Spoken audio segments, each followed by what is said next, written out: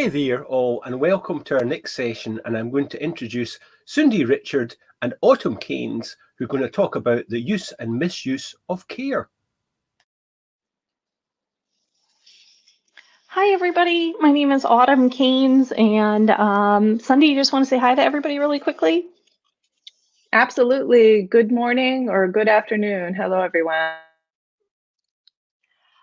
So I'm going to kick us off today with just a little bit of an overview of kind of where we've been in the past and where we're going to be going kind of in the future here for this presentation. So there's a lot of talk about care these days, and I have to admit that about a year ago, I was quite uninformed about care theory and care ethics. And even today, my knowledge is still gating on these issues. I'm still learning about these topics. But for several years now, I've been very angered by the use of the rhetoric of care in advertising around what are really predatory technologies, a lot of times that are they just don't work at the end of the day. But when you go to the website, when you hear from the sales agents, they're telling you about how much care they give and how much good they're doing kind of out there in the world. So last year, Sundi and I started talking about this in terms of OER 20.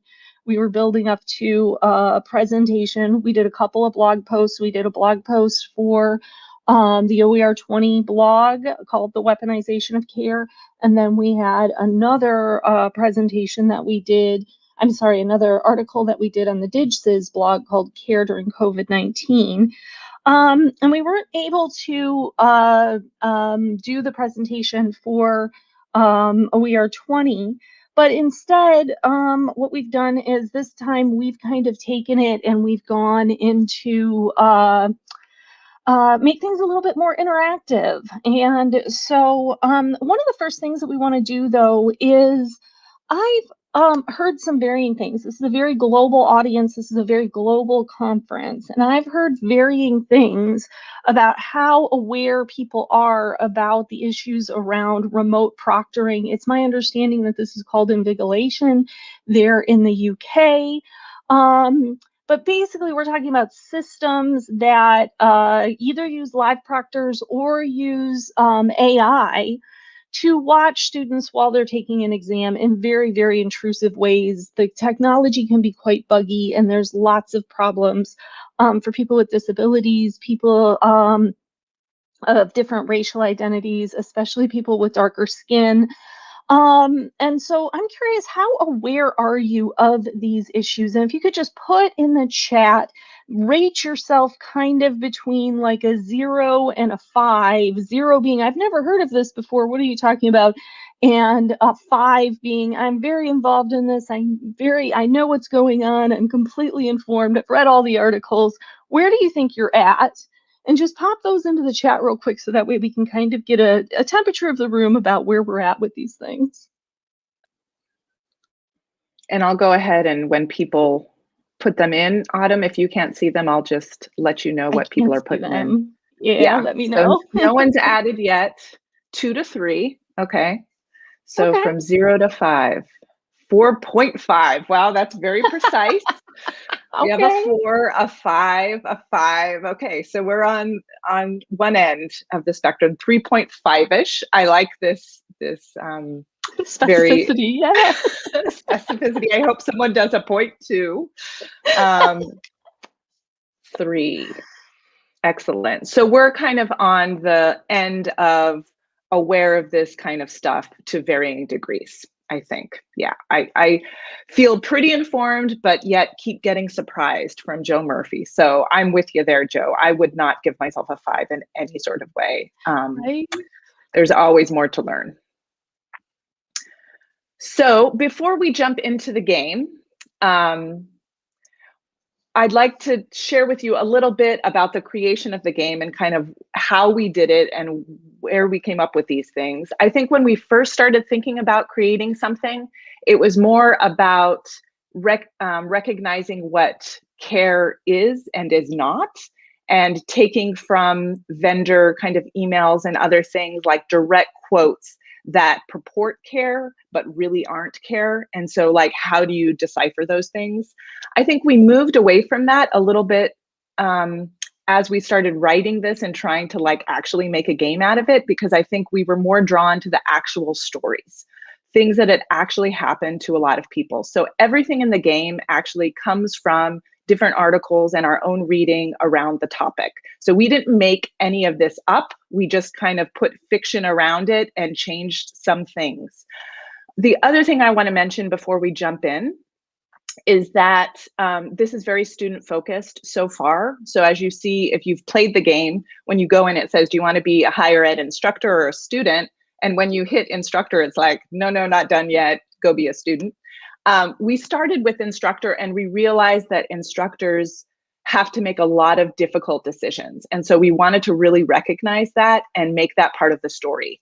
However, we decided to start instead with a student story, and then maybe we'll build the instructor part out. But we just want to recognize that and know that this is very student-centered. The other thing we kind of came up with in our reflection is that this can be used, we think, and we are excited about your own ideas, both as a way to kind of introduce someone to these things that really hasn't thought about it before. So a lot of times instructors aren't reading all the stuff that we're reading, right? And so kind of introducing them to this space from the student perspective. And then we also thought it could be a way to, understand ourselves and our students as a teaching tool. This could be used as a teaching tool within the classroom. So anyway, we'll get back to that once we finish with a little bit of the demo of the game with you all. And I'm going to hand it to Autumm, who's going to be the driver. And I'm going to be watching the chat. We're going to kind of play. So it's a choose your own adventure. It's a twine game. And we're going to play based on what you tell us as the audience. And so I'm going to be watching the chat and Autumm is going to be driving us. So we don't assume that you've already played the game. We hope that some of you have. But we're going to try to jump in here and maybe go through one or two of our scenarios. All right. So when you first come to the page, the front page is really just a facade. It's just there to kind of set the stage. And you'll see that we did pull in some of that, right? This is all about integrity. And if you read the first article, The Weaponization of Care, that brings in a lot of Nell noddings and this separation between caring for and caring about. But you'll see all of this is it's just rhetoric. And I've had lots of people tell me, it does remind you of kind of like one of these vendor websites. Any button on the page will launch the game. So just come here, take a look, kind of get a feel for it. We do have this little silly little banner that we've created up here, and a little bit of a warning here. So the game does depict acts of injustice around race, gender, sex, socioeconomic status, and disability. So you want to make sure you're in the right mindset for it.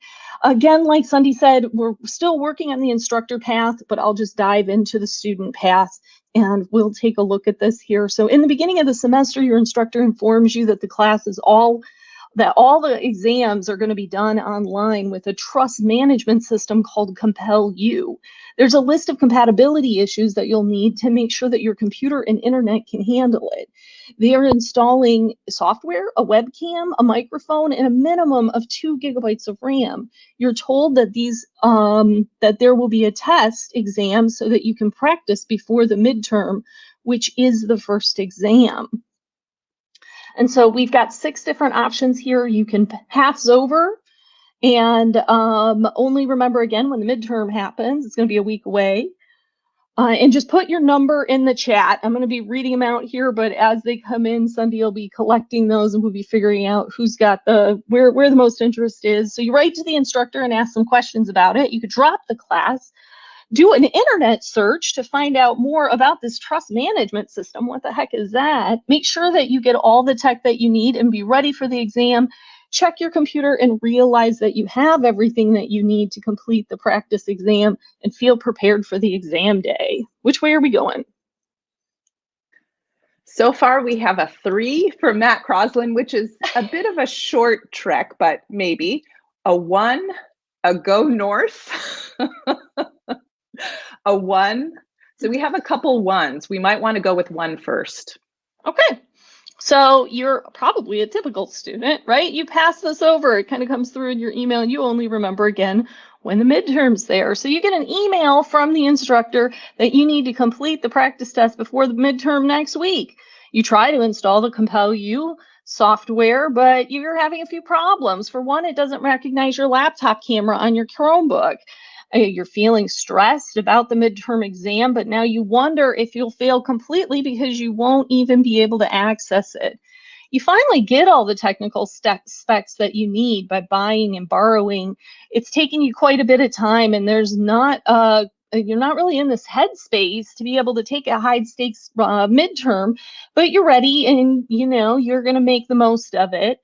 The exam is 2 hours long, though, and once you get through the login process, the proctor informs you that you're not going to be able to take a break during the entire exam. You instantly become anxious because you drank a bunch of water, and you know you're going to need to use the restroom, and you're going to have to go soon. But you end up not having to use the bathroom. You become so nervous in anticipation, plus the weird feeling that you have of someone watching you while you can't see them, and you feel the need to vomit.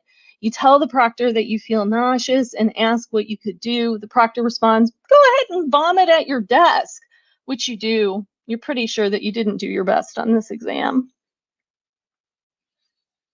So this is a true story. This is actually out of a Washington Post article, and it's very disturbing, right? That students are going to have to go through this. Should we try another scenario? Do we have time for that? Let's try one more. We had some 2s and some 1s. So you go ahead and decide, Autumm, from the 2s and the 1s, unless someone wants to just jump in right now and say whether they'd rather write the instructor. Well, we just did 1, right? Oh, we just did 1. Sorry, some 4s and some 2s. So let's do 2. Let's do 2. Let's do 2. So we're going to write to the instructor and ask some follow-up questions. So you write to the instructor expressing concerns about Compel U for the exams. You live with your family, and you're often in a shared space where you're doing your schoolwork. The computer is a hand-me-down from your older sister and works perfectly fine for other types of schoolwork, but it doesn't have those 2 gigabytes of RAM. Your instructor writes back. Your instructor writes back the following: "I'm sorry to hear that you have reservations. It's my responsibility to make the exams fair. If one person cheats and gets away with it, every student is negatively impacted. Just like seeing a police car helps you to remember to slow down, Compel U reminds you and other students to keep your integrity. Research has been done to show that online exams are more fair when they are proctored. Please make arrangements to have a distraction-free zone for the exam. You should really have this for all of your studies. I'm letting you know what you need now so that you can make sure to have the technical requirements to pass the class, which include the 2 gigabytes of RAM. You have 2 choices. You can drop the course or you can take the exam." Which way are we headed, gang? Anyone drop the course at this point or continue with the exam? I know a lot of us would hopefully drop the course or hopefully have that option. That's not always an option, right? Right. Let's go. This instructor needs help with empathy. Yeah, I know. I felt a little bit bad. I think the instructor is just trying to be like on the line. And so maybe doesn't know the students that well. This was a hard one, but let's go ahead and go with it, Autumm. Let's take the exam. Let's take the exam. Take the exam. Okay. Feels like we've got no choice. You take out a loan to get a new computer with the correct technical specs for the exam. You've also converted a small closet in your home to be your office. You put a lamp in there and you just hope that the internet will be good enough with the door closed. You ultimately get through the exam, but you don't feel very good about it. After all the auxiliary steps that you have to go through, along with studying, you feel stressed, unfocused, and tired. You end up with a C on the exam, which is a passing grade, but you don't feel positive about the experience. And Sundi, should I talk a little bit about the end screen? Please do. Yeah, and so if you go to the end screen here, we just wanted to acknowledge that The scenarios described don't happen to everybody. However, they are real stories that students have shared publicly. Our intention is to draw attention to the various things that can happen, especially to students who are in vulnerable situations or who are dealing with more than just their studies. Exams are not necessary for learning, and so proctoring is not essential. And here we're linking to Matt Crossland's article, which is his response to ProctorU's CEO, who wrote an article about how proctoring was essential.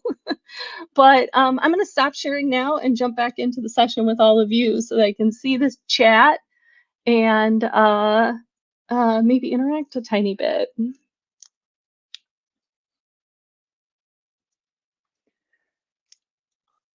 There we go. Am I back? Yeah, we have 5 minutes left. Thanks, Joe. I don't know, Joe, if you need to do anything with us, but we'd love to hear your feedback. One person who's already said they want people on their team to play the game. We'd love to make it better. You can write us and let us know your thoughts, but if people have ideas or thoughts now, we'd love to hear them. I really like the drop the class storyline and would love to see appeal or can't find an equivalent course plot line developed. Love it. Yes, absolutely, Joe.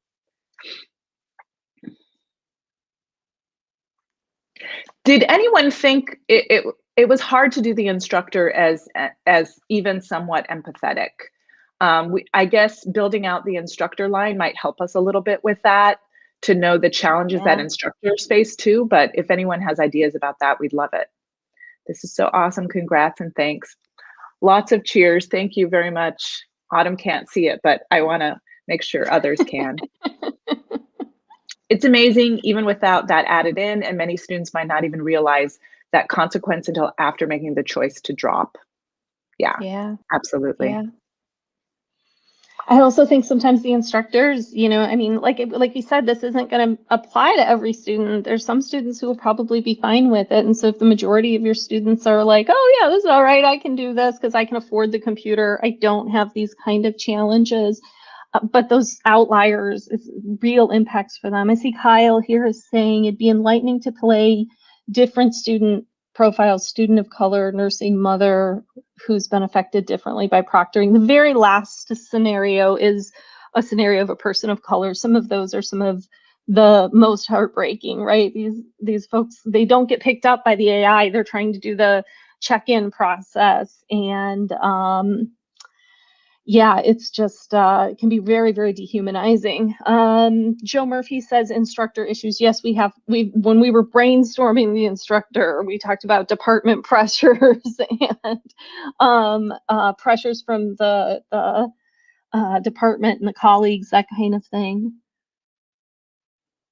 Yeah, really good point from Gino. It felt non-empathetic, but it's an actual reality far too often. And instructors are put in difficult positions. When we're thinking about the instructor track, we're also thinking like an adjunct as opposed to like a tenure track person. How much support does this person have? How big is their course? There's a lot of issues that are involved in this for sure. Joe, you just had one up a second ago and I missed it. Could you put it back up? No. Yes.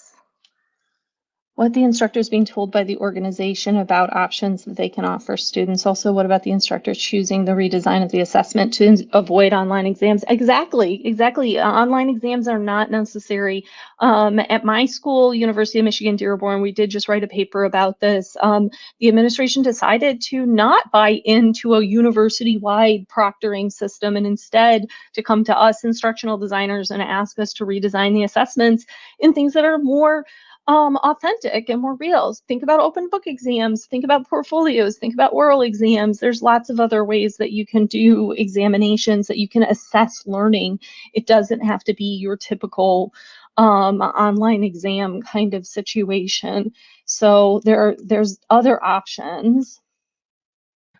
I think we're coming up on the hour. We just like to say that we'll continue updating the game, and it will be up for at least a year on compelu.com that Autumn snatched up. Yeah, and here I am back in, really just to say thank you, Sundi, and thank you, Autumm, for really a wonderful session. I've been tweeting away in the background.